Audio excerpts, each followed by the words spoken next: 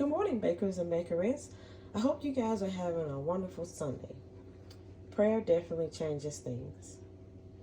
It is a cream of wheat kind of morning for me.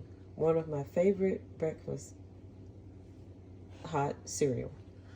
This can be served as is, standalone, with just a little butter, or you can also serve it with your favorite fruits, such as blueberries, strawberries, raspberries, cranberries. You can even chop up some bananas. If you like grapes, you can add grapes.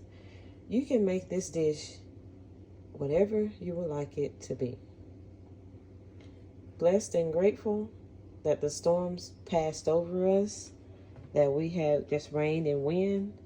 Praying for all of the families who lost homes, loved ones. We're going to lift them up in prayer. And I hope that everyone has a blessed Sunday.